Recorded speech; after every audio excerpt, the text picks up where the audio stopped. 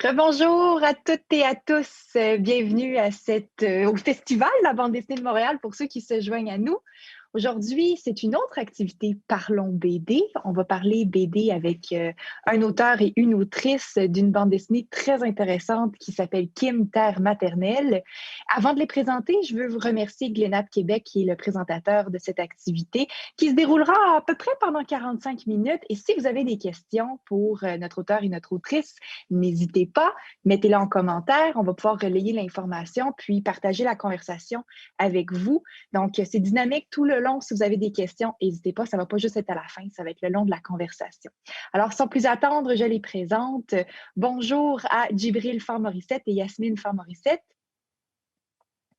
Bonjour. Allô! Allô à vous deux. Alors aujourd'hui, on présente votre œuvre Kim Terre Maternelle, qui est le récit d'une famille en 3 générations de femmes qui commence au Vietnam dans les années 40-50 et ensuite qui va se transporter à travers le récit d'une immigration vers le Canada de votre mère à l'âge d'à peu près 15 ans. Puis ensuite, le récit va se terminer avec Yasmine, avec ton propre rapport à ta culture, à l'hybridité aussi, au questionnement de ce bagage qui est là depuis le début du récit, depuis les années 40-50. Alors, c'est vraiment un récit extrêmement intéressant. Et Djibril, ben, toi, tu as signé à la fois le récit avec Yasmine, mais aussi les dessins. Donc, tout l'univers est de ton côté, l'univers graphique. Je voulais savoir, parce que, bon, on va avoir l'air peut-être un peu à l'aise parce qu'on s'est déjà parlé en long et en large de cette œuvre une première fois. Donc, c'est un peu une poursuite de la conversation qu'on va avoir aujourd'hui. Bon, on va quand même présenter un peu l'œuvre, mais je suis curieuse parce que ça fait quand même un moment que la bande dessinée est sortie. Vous avez fait une multitude de conversations, de discussions. J'imagine que vous avez parlé aussi avec votre famille. Est-ce que vous avez appris des choses depuis la sortie du livre? Est-ce qu'il y a comme eu des compléments d'informations qui sont apparus avec le temps? Bonne Yasmine, question. peux-tu y aller? Je sais pas. Qu'est-ce que j'ai appris depuis? Je sais pas. Toi, t'as-tu quelque chose? Ben, moi, j'ai l'impression que sans nécessairement avoir appris, je pense que une grande partie de la démarche de avoir le point de vue de notre famille puis des gens qui étaient directement dans la bande dessinée et tout, c'est que c'est un travail qu'on a fait avant de sortir le livre parce qu'on voulait quand même avoir leur laisser avoir leur mot à dire puis de voir un peu leur réaction.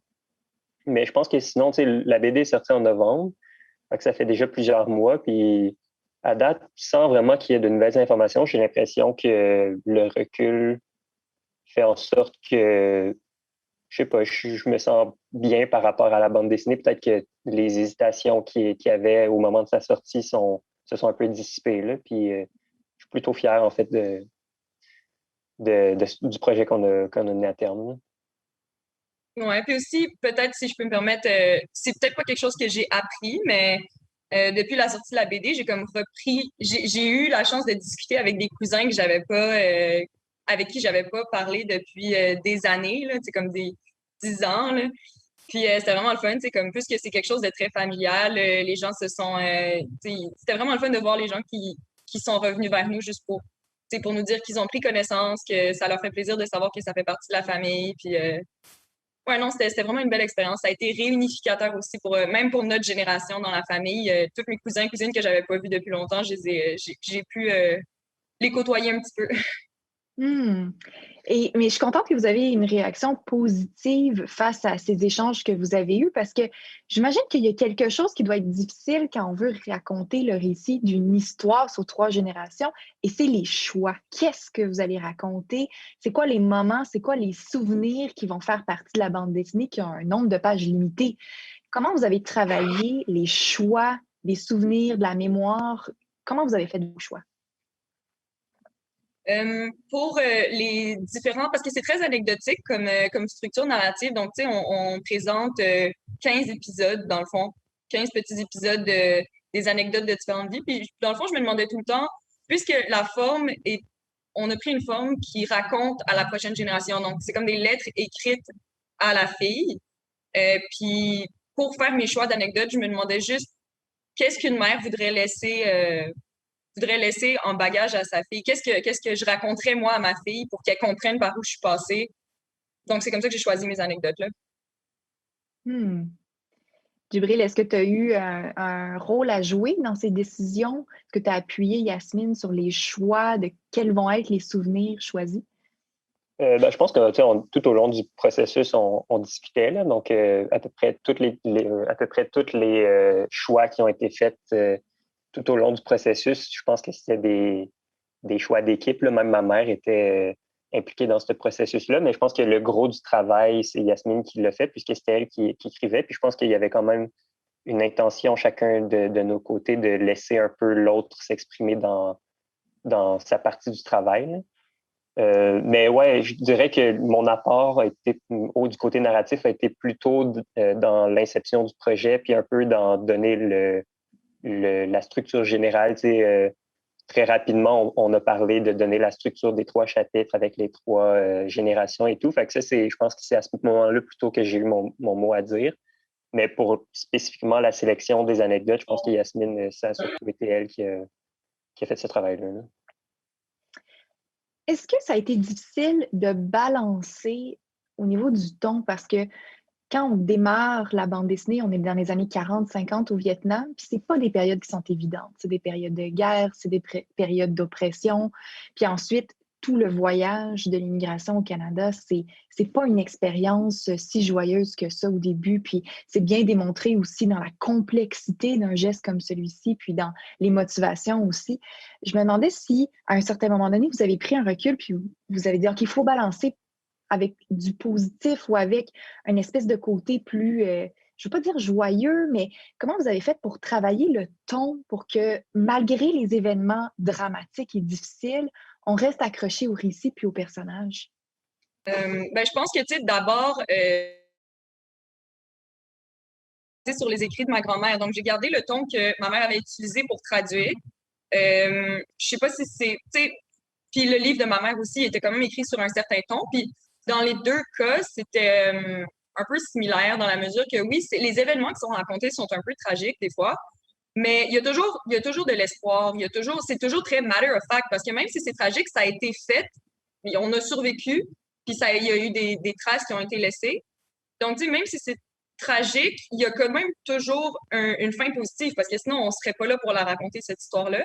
Donc, je pense que vraiment, ça n'a pas été si conscient ni difficile de balancer les tons. Je pense que c'est vraiment une question de résilience. Tu sais, genre, oui, il y a des choses qui arrivent dans la vie, puis on survit, puis on fait ce qu'on peut, on essaie d'en apprendre quelque chose. Je pense que c'était vraiment ça le ton, là.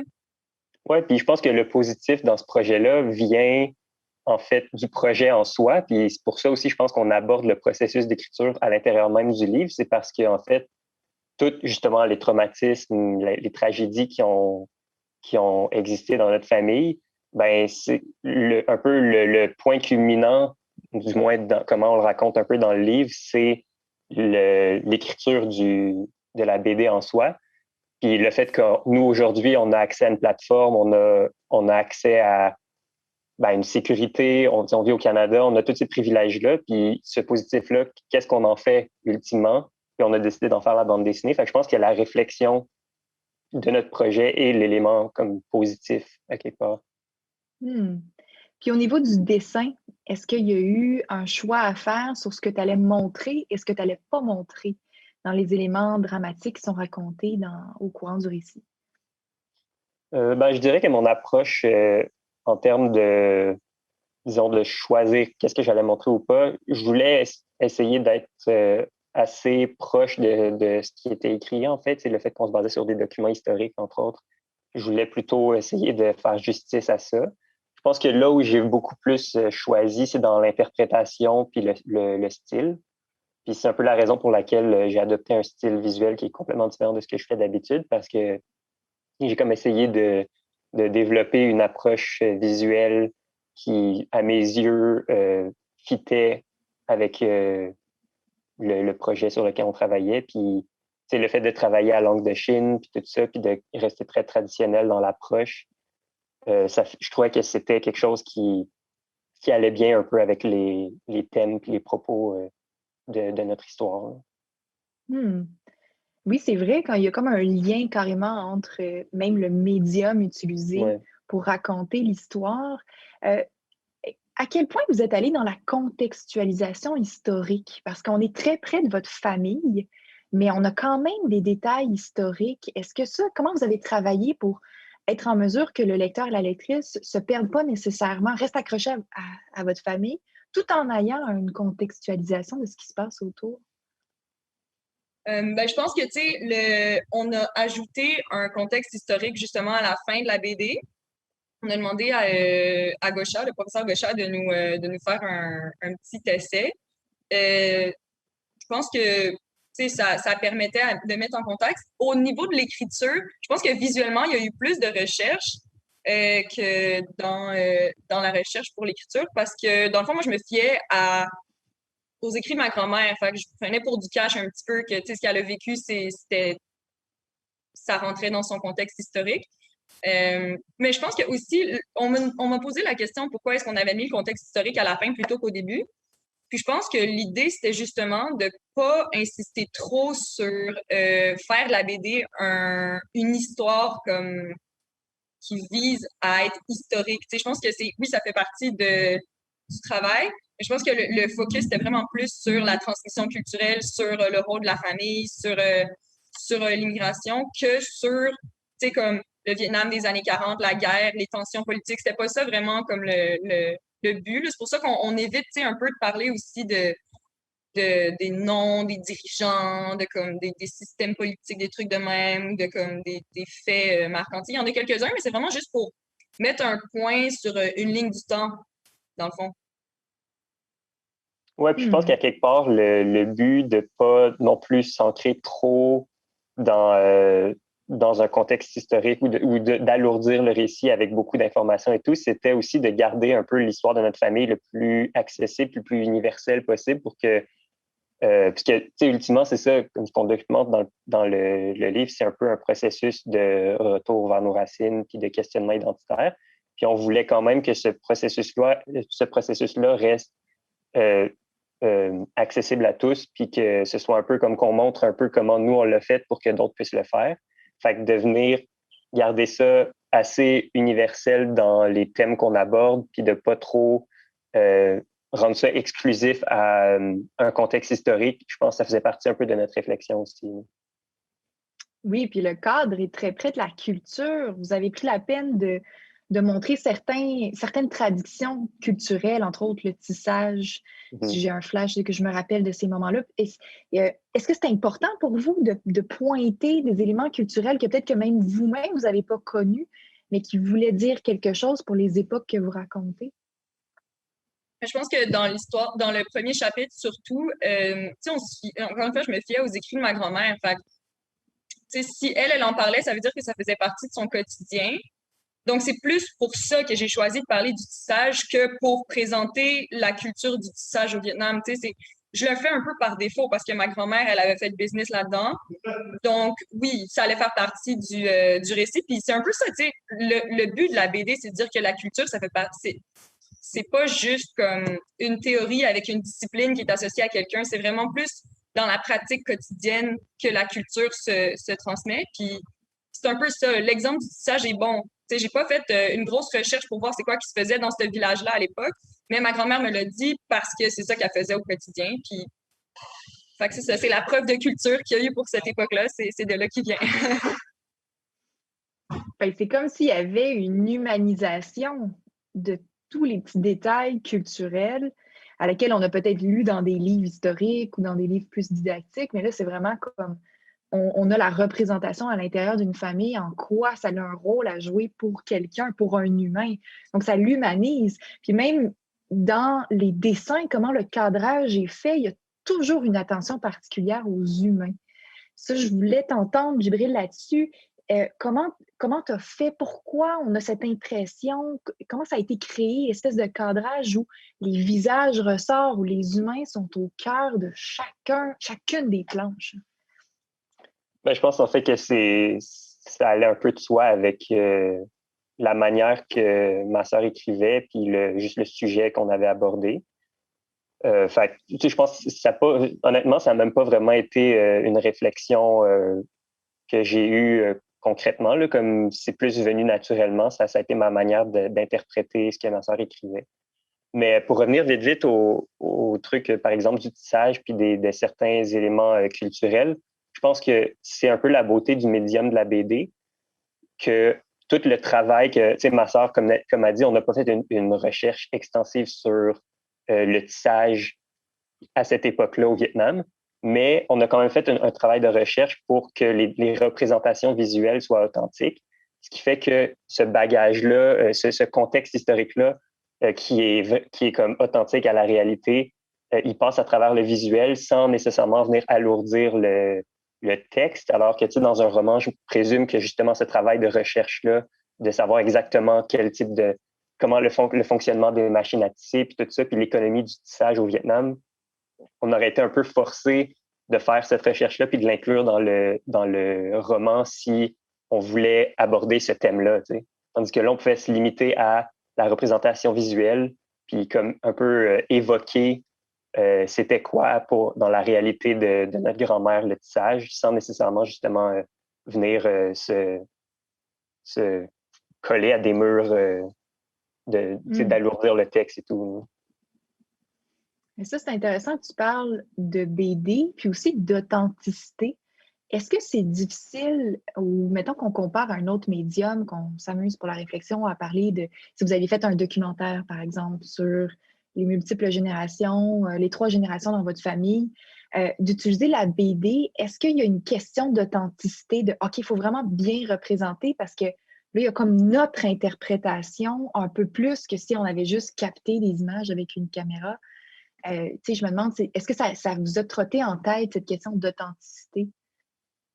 Je sais pas pour Djibril, mais ben, si, mettons, j'avais à comparer le résultat que ça aurait si c'était un documentaire versus une BD, je pense que j'apprécie la BD parce que, justement, c'est très biographique, la BD. C'est pas, il y a vraiment très peu de fiction, mais c'est pas dit nulle part que c'est historique ou biographique.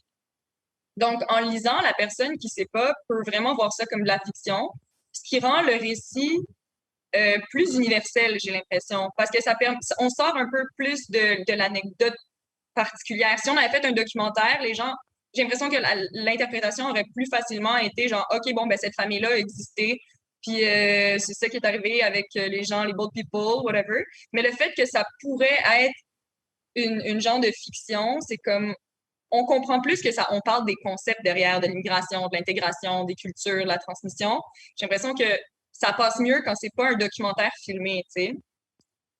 L'espèce de poésie qui est disponible plus dans la BD, je pense que ça permet ça, ça rend plus universel un peu le récit. Mais en même temps, je pense que, tu sais, je suis capable de facilement imaginer un monde parallèle dans lequel on aurait fait un documentaire sur l'histoire de notre famille, puis probablement que ça aurait donné un produit très différent. Mais cette intention-là a toujours été là de comme faire quelque chose avec notre famille. Puis le médium de la BD a été choisi principalement parce que c'est ça qui s'offrait à nous. Moi, je fais de la BD depuis un certain temps, puis ça allait un peu de soi. C'est le médium dans lequel on est à l'aise, puis aussi auquel on avait accès en termes de plateforme. On avait un éditeur qui était prêt à nous publier et tout. Mais je pense pas que le travail que nous, on a fait dans la BD, c'est un travail qui est exclusif à la bande dessinée. Je pense que n'importe qui dans une famille qui a une histoire similaire à la nôtre pourrait prendre le médium qu'ils veulent pour faire ce travail-là qu'on a fait. T'sais. Mais il y a un ajout poétique. Tantôt, Yasmine, tu parlais des concepts. C'est que vous pouvez vous parler des concepts de façon générale en servant de la bande dessinée. J'ai l'impression que, mettons par exemple, si on parle des racines puis des arbres à l'intérieur de la bande dessinée, comment ça crée de la poésie puis ça crée un rapport visuel à votre sujet, au concept. J'ai l'impression que la bande dessinée permet ça un peu, de pouvoir faire des liens avec des trucs visuels puis des concepts plus généraux. Puis, je ne sais pas si vous êtes d'accord avec moi ou par rapport aux racines, tout ça, est-ce que c'était un désir que vous aviez de jumeler visuellement quelque chose, poétiquement, avec un concept? Définitivement, je pense que le symbole de la nature, des arbres, de la végétation en général, c'est un symbole qu'on utilise beaucoup. C'était très conscient, là. Je pense que c'était pas... c'était vraiment... Puis ça permet justement de faire des liens entre les générations.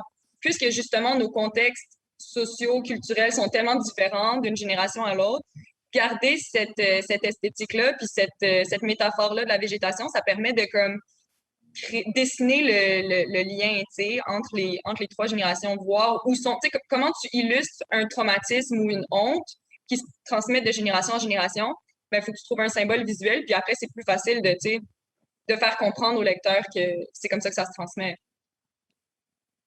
Ça, puis en même temps, je pense que le thème de la végétation, dans notre famille, la nature, les plantes et tout, ça, surtout pour ma mère, je pense que c'est tellement un élément qui est omniprésent que ça allait un peu de soi aussi, juste dans l'ADN de notre famille, là, de la manière qu'on allait aborder notre histoire, c'était sûr que ça allait avoir on allait avoir cette approche-là, puis on allait utiliser cette symbolique-là. Puis je pense que c'est pas un hasard, tu sais, ultimement.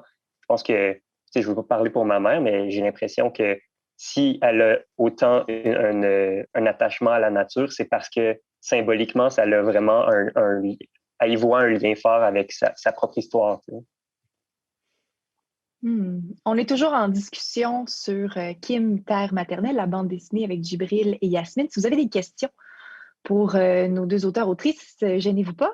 Vous pouvez mettre en commentaire de la conversation. On est en direct, donc on peut, en même temps qu'on vous parle, relayer vos questions, vos commentaires. N'hésitez pas, je vais les recevoir. Je vais pouvoir les faire verbalement à Djibril et Yasmine, donc n'hésitez pas. Yasmine, tu as pointé quelque chose de hyper important dans le travail que vous avez fait, c'est démontrer visuellement ou textuellement le concept de la honte. Puis j'ai l'impression que c'est un élément qu'on ne parle pas souvent. Quand on va parler de transmission puis de discours multigénérationnel, on va parler d'espoir, on va parler de changement de vie, de renouveau, de ces questions-là, mais la honte se transmet tout autant. Pourquoi c'est important pour toi de parler de la honte? Pour moi, je pense que c'est important parce que c'est important pour ma mère. Je pense que, tu sais, la honte, on n'en parle pas beaucoup, puis je suis vraiment contente que notre mère ait été capable de s'ouvrir puis de nous en parler parce que c'est vraiment un moteur important dans nos actions. Quand tu vis des traumatismes, tu vis de la honte, puis c'est c'est juste, je sais pas comment expliquer, mais juste à cause de la nature de l'émotion ou de la honte en soi, c'est difficile d'en parler. Tu sais, les gens, ils veulent pas vraiment. C'est plus facile de passer à d'autres choses, mais ça, quand on refoule des choses comme ça, après, ça peut sortir en colère, en violence, en plein de choses. Puis je pense que c'est important pour nous d'en parler parce que quand on vit un déracinement comme ça, puis qu'on arrive quelque part, puis qu'on nous demande de nous intégrer, on vit de la honte, on se sent différent, tu sais. Je pense que dans notre société où on accueille de plus en plus de personnes, c'est juste important que ça fasse partie de la conversation parce qu'il faut qu'on comprenne comment les gens se sentent quand ils arrivent, puis pourquoi est-ce que les gens réagissent d'une manière ou d'une autre à certaines situations. Parfois, c'est la honte qui nous dirige. Hmm. Ouais, et puis elle suit, même la dernière partie qui est plus la tienne, il y a aussi la honte qui fait partie de ce discours-là. Donc, c'est pas juste la première génération, ça perdure aussi. Donc, est-ce que ça a été un peu plus difficile même que de parler de la honte de ta mère, de parler de ta propre honte à l'intérieur de la bande dessinée? Ben, je pense que ça a été plus facile pour moi. Ben, tu sais, j'ai vu le modèle. Ma mère est capable de me parler de sa honte, puis je trouve que ça la rend forte de faire ça.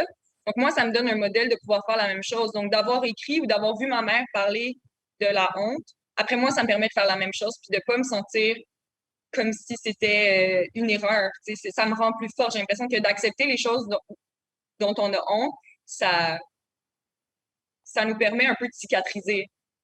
Hmm. Puis je pense que ce que ma sœur est en train de dire, c'est quelque chose aussi qui s'applique au niveau social. Là. Puis je pense que la honte, c'est justement un des éléments tabous qu'on n'aime pas aborder dans les conversations de société qu'on a. Puis je pense, par exemple, au Québec, un des bons exemples, c'est la langue française. Je pense qu'une des raisons pourquoi c'est un des sujets épineux qui est qui fait constamment surface au Québec, puis qui est toujours difficile. C'est toujours des conversations qui sont difficiles à avoir, puis les gens sont toujours braqués dans leur camp.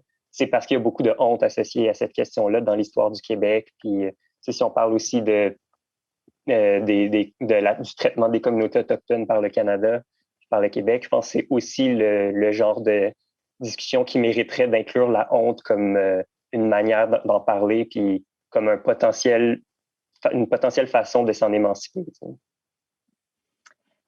Djibril, est-ce que représenter la honte visuellement, c'est difficile?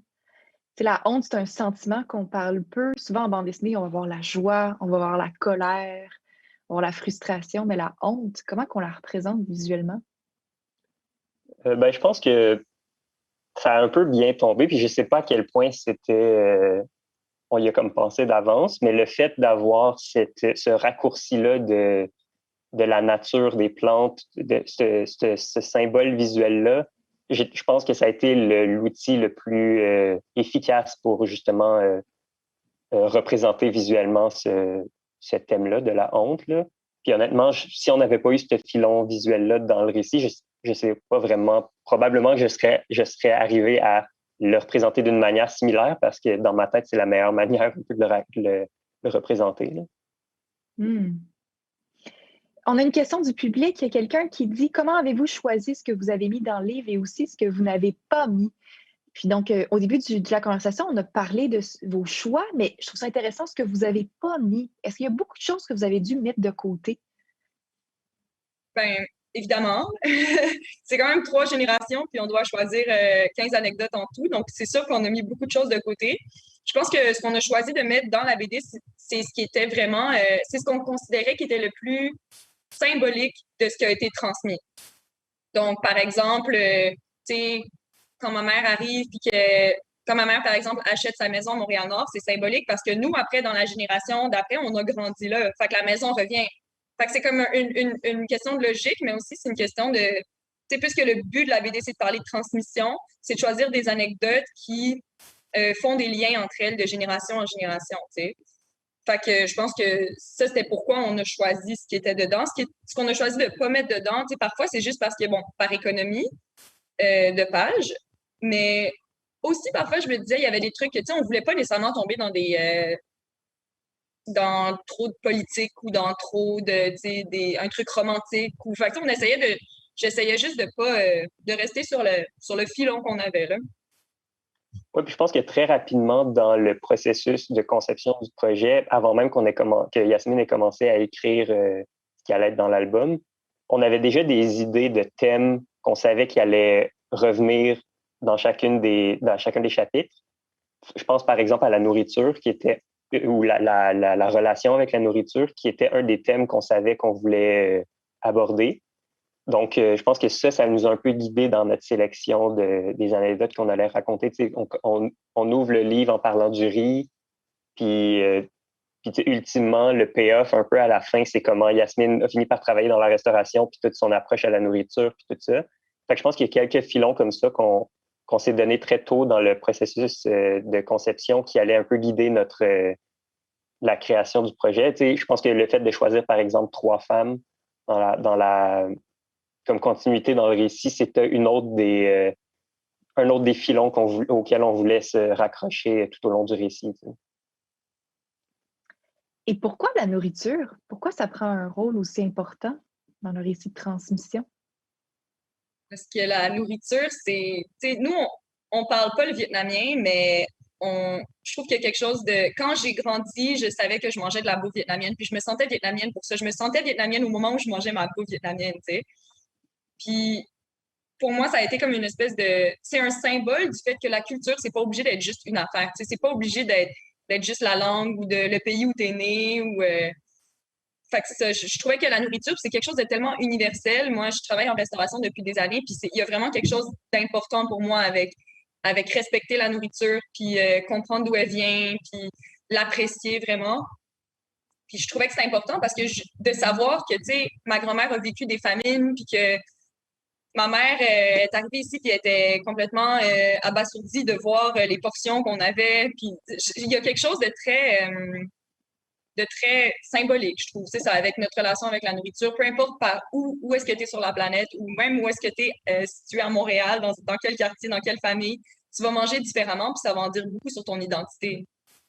Oui, puis je pense que vu que c'est une des nécessités premières à la vie, la relation qu'on a avec ça en dit long sur justement le contexte socio-politique d'où t'es, puis tes privilèges, puis tout ça. Puis je pense que, tu sais, ça permettait un peu de contraster d'où est-ce que notre grand-mère est partie, puis où est-ce que nous, on est aujourd'hui. de parler de notre rapport à la nourriture, puis comment il y a des grosses différences fondamentales dans la manière d'approcher ce thème-là, puis la place que ça prend dans nos vies, tu sais. Oui, il y a une scène très, très touchante dans le récit où votre mère reçoit une assiette pour la première fois de sa famille d'accueil et elle se met à pleurer, je pense, à mon souvenir, parce que elle dit, j'aurais pu nourrir mon village avec la quantité qu'il y a dans l'assiette. C'est très parlant comme scène. C'est vrai que la nourriture, on comprend le contexte dans lequel on est avec une simple image comme celle-ci. Il y a une autre question du public qui dit quelles ont été les réactions auxquelles vous avez eu droit suite à la publication du public, mais aussi de vos proches? Ben, honnêtement, j'ai eu des bons feedbacks, ça s'est bien passé. Je pense qu'il y a, tu sais, il y avait certains trucs Moi, je me suis quand même vraiment mis à nu là, dans le dernier chapitre. J'ai comme montré tous mes vices, toutes mes anxiétés. Donc, c'est sûr que, tu sais, il y a du monde qui... Mais la plupart du temps, les gens qui venaient me donner du feedback, c'était pour me dire qu'ils avaient vraiment senti qu'ils pouvaient s'identifier à mon personnage dans le troisième chapitre. Parce que les choses dont je parle dedans, c'est très contemporain, c'est très proche de notre réalité ici. Puis pour toutes les personnes qui étaient comme, tu sais, deuxième génération ou mixte, c'est venu les chercher. Je trouvais ça vraiment le fun. Ça m'a vraiment fait chaud au cœur de savoir que je n'étais pas toute seule à vivre ces choses-là. Mais sinon, la famille a vraiment aimé ça. Puis comme je disais un peu au début de l'émission, ça m'a permis de parler avec des cousins, cousines que j'avais pas vus. Donc, je suis vraiment contente de savoir juste qu'ils l'ont lu, tu sais. Fait que ouais. Ça, puis moi, j'ai plusieurs personnes dans mon entourage qui m'ont dit qu'après avoir lu le livre, ça leur a donné envie de justement un peu faire d'entamer un processus similaire au nôtre, puis un peu de se questionner sur les générations qui les ont précédées, puis s'intéresser à l'histoire de leur famille, puis tout ça. Puis ultimement, je pense que c'était un peu ça le but de l'album, là. C'était un peu de partir cette étincelle-là chez les gens, là. Puis fait que ça, c'est les plus beaux commentaires, je pense, que j'ai eus, c'était ça, là. Oui, parce que c'est quand même je ne veux pas dire nouveau, mais il y a quelque chose d'émergent dans les discussions sur les transmissions culturelles, sur les deuxième, troisième générations d'immigrants aussi. Donc, vous êtes en plein cœur d'un sujet d'actualité quand même. Est-ce que vous avez l'impression que vous contribuez à la discussion, au débat? Est-ce que vous vous sentez un peu responsable en vous incluant dans le débat social sur la question? Djibril, tu veux-tu y aller ou tu veux y aller? Ben, je peux dire un petit mot, là. Honnêtement, je pense que, tu sais, une des raisons pour lesquelles on a pu être publié, c'est parce qu'il y a un espace médiatique qui s'est ouvert et que ces conversations-là, je pense qu'on est rendu socialement, comme en tant que société, on est rendu à les avoir, là, ces conversations-là. Fait que, tu sais, je pense que c'est pas juste nous qui venons s'incruster, mais c'est le fait qu'il y a cet espace-là qui s'est ouvert aussi. Puis ça, je pense que c'est tant mieux, là. Puis je pense que l'idée, tu sais, je pense que tout au long du processus, on avait en tête que, ben, de un, rester authentique à notre histoire, puis de deux, de venir peut-être nuancer cette conversation-là qui est en train d'être eue là, dans les médias par rapport à, ben, par rapport au Vietnam, mais aussi par rapport à l'immigration en général, l'intégration au Québec et tout. L'adoption aussi, c'est un gros thème qu'on voulait aborder qui est peut-être pas toujours très nuancé là, dans la conversation qu'on a au niveau de notre société, là. Fait que je pense que oui, il y avait cette... ça fait partie de nos réflexions, ça, c'est sûr.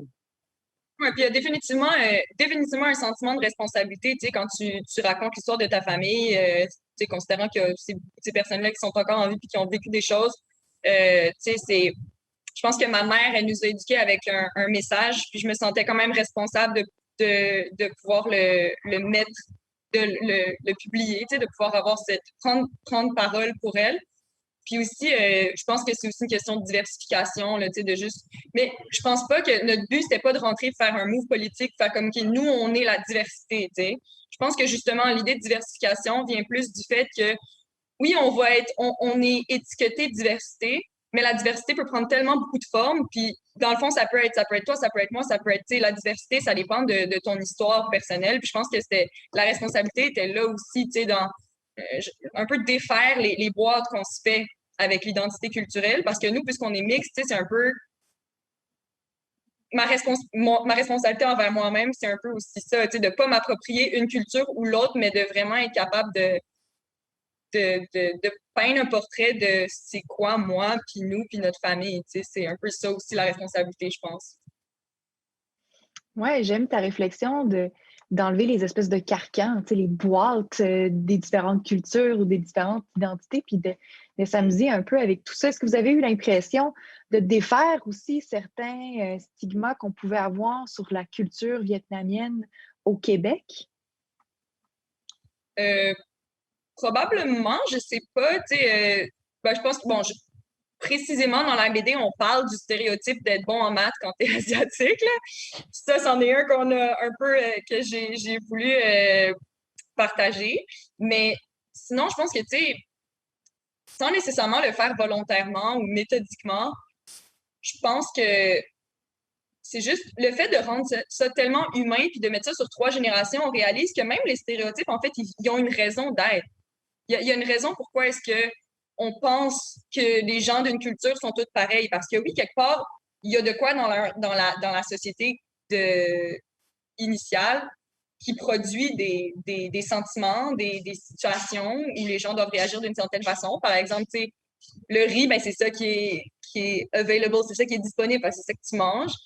Puis tu arrives ici, mais c'est aussi parler de, au-delà de juste manger du riz, c'est regarder le privilège de la portion. Puis je pense que c'est là où le stéréotype, c'est poche parce que c'est juste un symbole, un genre d'icône pour parler d'une réalité qui est tellement plus complexe derrière. Fait que je sais pas si on a vraiment fait ça, là, défaire des stéréotypes, mais je pense qu'on les a humanisés en tout cas. Oui. Vous avez humanisé la question des boat people. Juste ça, c'est un pas vers l'avant. Souvent, on a le réflexe d'associer directement la culture à ça. Au Québec, du moins, ça fait partie de notre histoire, mais il y a tellement plus derrière ça. Ben oui. C'est un autre des stéréotypes, j'ai l'impression qu'on a quand même intentionnellement abordé. Je ne sais pas si stéréotype, c'est le bon mot, mais toute la question de l'adoption, je pense que c'est un thème qui, je le disais tantôt, là, on l'aborde d'une certaine manière généralement quand on en parle, puis souvent c'est de manière très positive, puis c'est comme un peu la relation de sauveur-sauvé. Puis je pense qu'intentionnellement, on est venu aborder l'envers de la médaille à travers ce livre-là, puis pas pour démoniser la culture, la société d'accueil et tout, mais pour venir montrer que c'est beaucoup plus complexe que ça, puis que les ramifications dans la vie de l'adopté vont beaucoup plus loin que simplement être redevant à la société d'accueil puis à la famille d'accueil. Oui, c'est vrai. C'est pas juste la position du sauvé. Il y a vraiment, ça va vraiment beaucoup plus loin. C'est vrai, il y a ces moments-là avec votre mère qui sont très intéressants, très fascinants aussi à découvrir. J'avais une question pour vous. Je ne sais pas si vous avez la réponse, là, mais j'ai le sentiment que la deuxième génération a tendance à plus parler des traumatismes des générations passées. Pourquoi, selon vous? Pourquoi il y a cette ouverture soudaine des deuxièmes générations de raconter des histoires du passé? Tu y aller, je peux me lancer. Je pense que le fait qu'on est deuxième génération, ça enlève le stress. Il faut juste qu'on se mette dans le fond dans les choses de quelqu'un qui vient d'arriver, qui parle pas la langue, qui doit s'intégrer, trouver une job, s'adapter à une nouvelle famille. Il y a beaucoup de moments où tu fais juste courber les chines. Tu veux juste tu dis merci, puis c'est ce à quoi on s'attend de toi. On veut que tu sois grateful, puis que pour pas. Parce que tu viens ici, tu demandes une chance, puis on te la donne. Fait que ça laisse pas beaucoup de place à la critique. C'est vraiment difficile de critiquer quoi que ce soit de la société d'accueil quand tu viens juste d'arriver, parce que c'est comme si on te fait sentir un peu qu'on te fait un cadeau. Fait pourquoi tu cracherais dessus? Mais il n'y a rien qui est parfait dans la vie. Donc, la société d'accueil aussi, elle a des choses à travailler. Puis je pense que en tant que deuxième génération, pour nous, c'est plus facile de pouvoir en parler parce que on n'a pas le risque de se faire dire de retourner dans notre pays. On n'a pas l'impression qu'on s'est fait donner un cadeau comme ça dans les mains. On est comme beaucoup de personnes autour de nous qui sont nées ici. Fait que c'est comme plus facile, tu sais. Puis, ouais, je pense que... Je pense aussi que le bagage émotionnel, on a un peu une perspective par rapport à notre histoire familiale, puis le bagage émotionnel n'est pas aussi lourd quand on prend parole sur des questions justement d'immigration, j'allais dire assimilation, mais d'intégration et tout. Le fait de pouvoir avoir ce recul-là, ça nous permet peut-être d'avoir, c'est ça, une approche où c'est plus facile pour nous de prendre parole sur ces questions-là. Puis, ouais, c'est ça que j'avais à dire. Est-ce que en traitant des cultures comme... Ah oui, vas-y, Yasmine, vas-y. Ben, j'ai juste eu un flash parce que je me dis aussi, c'est une raison pourquoi la deuxième génération peut-être est plus vocale, c'est parce que, tu sais, on a quand même le look de venir d'ailleurs, mais on vient vraiment d'ici. Donc, on fait face au stigma que les gens vont projeter sur nous, mais on a comme cette espèce de décalage-là où on s'identifie pas nécessairement à cette culture d'étrangers. Fait on est comme plus confrontés, puis on a plus les outils pour pouvoir en parler. Ça, puis aussi, je pense que une génération plus tard, on n'est plus en mode survie, tu sais. Ma mère, pendant longtemps, c'était ça, c'était le mode survie. Tu es au Québec, puis tu fais tout pour essayer de fit in, puis pour gagner l'approbation du système dans lequel tu dois t'intégrer et tout. Puis ben, ça laisse pas beaucoup de place pour justement la critique ou pour juste prendre parole librement.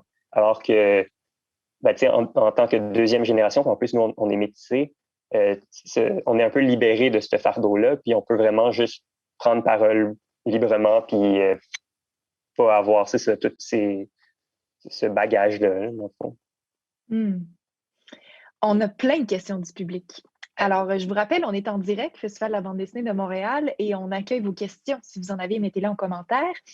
Alors, on a une question. Au-delà de raconter leur origine, quel aspect trouvez-vous important à transmettre à vos futurs enfants sur le multiculturalisme? Grosse question. Je pense que, ben, tu sais, je parle un petit peu dans mon chapitre, justement, je réfléchis à ce que je dirais, dans le fond, à mes enfants si j'avais des enfants. Puis je pense que, basically, ce que j'ai appris de ma mère, c'est que de montrer tes propres faiblesses, puis tes propres cicatrices, de montrer tes traumatismes, puis de parler de tes hontes, ça permet à tes enfants d'accepter comment les autres sont. Tu sais, montrer ses blessures, puis montrer ses défauts, ça permet d'accepter celles des autres, puis de vivre avec un peu plus de paix, peut-être, plus paisiblement les uns avec les autres. Je pense qu'il y a une grosse question d'empathie aussi. Le travail de se mettre dans les souliers de ma grand-mère et de ma mère, ça m'a vraiment, ça m'a remis à ma place. Ça m'a donné une perspective sur les privilèges que j'ai. Puis, je pense que l'empathie, comme ça, envers les autres, ça permet un bel exercice de résilience, d'accepter les choses qu'on a puis de les apprécier. Oui, puis je pense que le mot-clé ici, c'est empathie. Puis je dirais que ça va au-delà des questions de multiculturalisme, parce que je pense que ultimement, ce qu'il faut apprendre à ces enfants, c'est que l'empathie, oui, c'est pour les gens qui sont différents culturellement, mais c'est aussi pour les gens qui sont peut-être moins bien nantis, ou les gens qui font partie de d'autres classes sociales, parce que même au Québec, tu sais, il y a plusieurs communautés qui sont pas nécessairement en contact les unes avec les autres. Puis cette empathie-là, ben, l'empathie qu'on devrait avoir pour l'immigrant, ben, on devrait l'avoir aussi pour la personne québécoise pauvre qui est peut-être pas bien représentée dans les médias, puis qui vit autant d'oppressions ou des oppressions différentes, mais qui en vit quand même par rapport aux personnes immigrantes. Tu sais. Donc, c'est d'universaliser un peu cette empathie-là. Puis même au-delà de ça, de juste comme tu sais, d'avoir de l'empathie pour les gens qu'on considère qui ont moins de privilèges, c'est juste avoir de l'empathie avec n'importe qui, tu sais, avec la personne qui est derrière le bar qui te sert, la personne qui semble être ton oppresseur. Des fois, tu sais, comme par exemple pour ma mère, il faut faire de l'empathie. Ben pour nous, il faut même si notre mère a des critiques sur la société d'accueil puis sur la manière que le système fonctionne, nous, il faut qu'on empathise avec le système d'accueil ici parce que c'est quand même de lui qu'on provient. Fait d'être capable de vivre dans le moment avec les choses qu'on a, c'est de juste être capable de faire de l'empathie avec tout ce qui nous a construit, tu sais. Dans votre discours, j'entends beaucoup d'universalité, de désir de rendre ça universel. Est-ce que vous sentez que votre récit peut devenir universel dans le sens que, est-ce que ça pourrait être traduit en allemand, par exemple, en russe, même si vous abordez une question très culturelle, précise, un cheminement culturel, est-ce que ça a un potentiel universel? Ben, moi, je pense que oui, mais en même temps, je pense qu'il y a quand même un élément très spécifique au Canada, puis à la relation entre le Canada puis toute la vague de Boat People, c'est arrivé à plusieurs endroits. Puis je me dis que, tu sais, par exemple, probablement qu'en Allemagne, il y a des gens, il y a des familles similaires aux nôtres qui pourraient probablement raconter une histoire qui est plus percutante en Allemagne. Mais en même temps, je me dis que oui, les thèmes qu'on aborde, effectivement, c'est des thèmes qui sont universels, puis que je pense que tout le monde pourrait les apprécier. Mais en même temps, je pense qu'il y a quand même une certaine importance à la spécificité du récit, puis de notre histoire, puis de venir ancrer ça dans la réalité des gens. Parce que, tu sais, ultimement, la raison pour laquelle je pense qu'il y a une bonne réception au Québec, c'est parce qu'on parle du Québec, tu sais, puis on parle de la société dans laquelle on vit, puis les gens peuvent un peu relate puis se reconnaître là-dedans. Il reste quelques minutes. Il reste une question du public, mais juste avant, parce que la question du public est parfaite pour la fin. Fait que stay tuned, on va la dire à la toute fin. Mais avant, pour les aspects techniques, je pense que c'est intéressant aussi, vu qu'on travaille avec le Médium de la bande dessinée. Djibril, tout à l'heure, Yasmine parlait d'un récit de soi, tu sais, qu'il aurait fallu qu'elle se mette dans les chaussures de sa mère, de sa grand-mère, parce que le récit est écrit au « je » tout le long. Est-ce que toi, ça a eu une influence sur la façon dont tu as travaillé le traitement visuel, sachant que tout le texte et tous les dialogues étaient écrits à la première personne? Moi, j'y avais pas pensé comme ça. Je pense que ce qui a affecté mon approche visuelle puis ce qui me faisait poser des questions tout au long du processus, c'était moins la manière, le fait que c'était écrit au jet, mais plutôt le fait que je dessinais des gens qui existent pour vrai, des gens qui sont des gens qui sont dans mon entourage immédiat, là, des membres de ma famille puis tout ça. Donc, je pense que c'est beaucoup plus ça pas qui me hantait, là, mais qui était présent dans ma tête, plus que la manière. Au contraire, je pense que chaque fois que je lisais ce que ma sœur écrivait, j'étais plutôt impressionné ouais, je sais pas, là, c'était beaucoup plus positif, ma relation au texte. Hein. Tu avais déjà des images qui te venaient en tête. Et parle-nous de Langue de Chine. Est-ce que c'est un médium facile à travailler en bande dessinée ou au contraire, c'est difficile? C'est sûr que c'est comme n'importe quel médium. Là. Plus on l'utilise, plus on va être à l'aise avec. Moi, c'était pas la première fois que je faisais un projet en utilisant des médiums, des médiums traditionnels. Mais j'ai quand même fait une partie du dessin à l'ordinateur. Dans le fond, c'est juste l'ancrage que je faisais à la main. Là. Puis ça fait un certain temps que je travaille comme ça. Fait que, ouais. Y a-t-il des avantages, mettons, que travailler avec d'autres médiums? Est-ce que tu as vu certains avantages?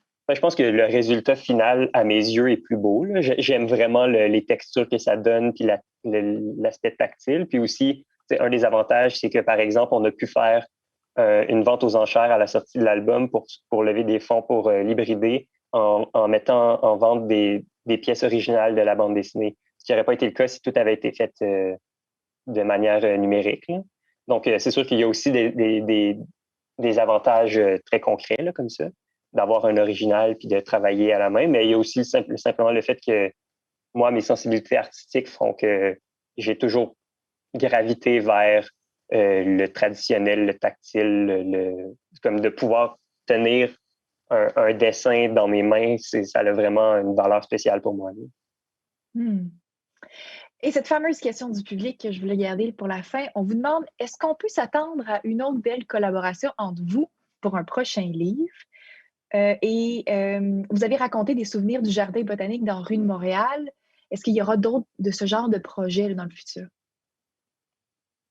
Djibril, tu peux-tu y aller?